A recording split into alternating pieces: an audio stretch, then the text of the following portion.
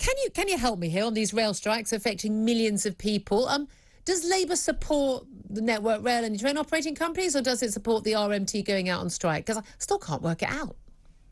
Well, we support the travelling British public who, as you say, have been massively inconvenienced by these strikes, and we want to see a negotiated settlement as soon as is possible. And we think the government has, completely dropped its responsibility in this regard, because over the last few weeks, instead of convening people round a table, giving the rail sector the capacity to come to a deal, they've actually been goading these strikes along. They've been gleefully touring the studios, wanting these strikes to happen in order that they can try and pin it on Labour and cause division in the country to help them towards the next general election. I think, it's pretty obvious now what their plan is with this. And I think most people who were so inconvenienced yesterday will be furious that actually this is all part of some party political game for the Conservative Party, rather than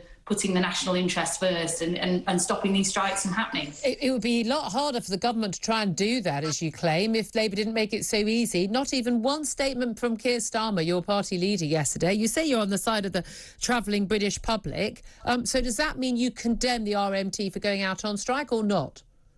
Of course we don't condemn the RMT for going out on strike.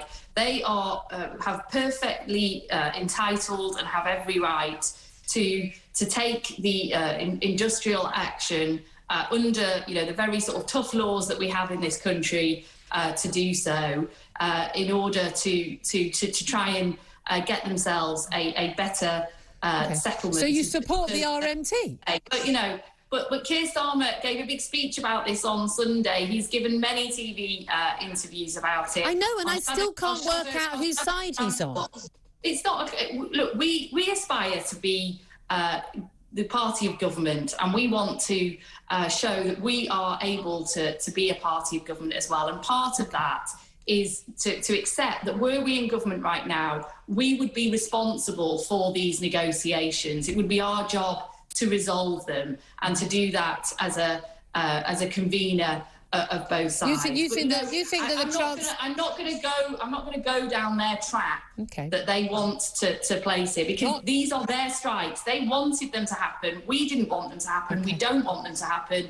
They wanted them to happen. You can't go down any tracks on a strike day, and it's not pretty hard on the days in between. I just want to clarify, though, 25 Labour MPs joined picket lines yesterday, including 4 front benchers, even though they've been told, we saw internal documents by Keir Starmer, not to join those front benches. Are you saying that if Keir Starmer was Prime Minister right now, he would be sitting round the table doing those negotiations with Network Rail and RMT?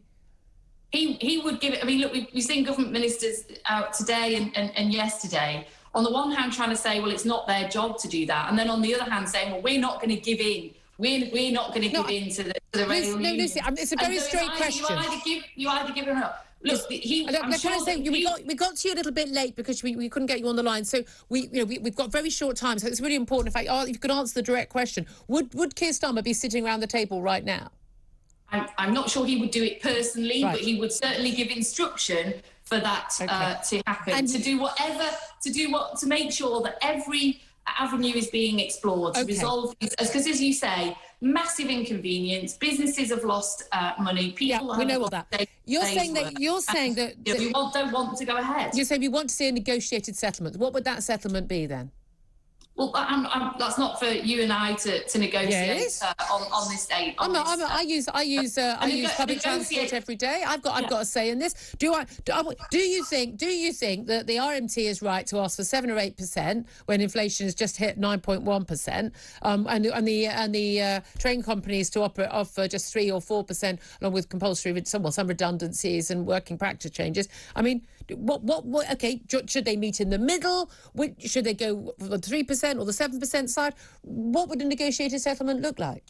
Well, exactly that, a negotiated settlement. So an agreement between both sides, which, as you say, seem to be far apart at the moment. But a negotiated settlement is an agreement between both sides that both sides can live with and can happen with. And you need flexibility, you need leadership and you need to bring everyone to the table to make that happen. I'm sure that is possible.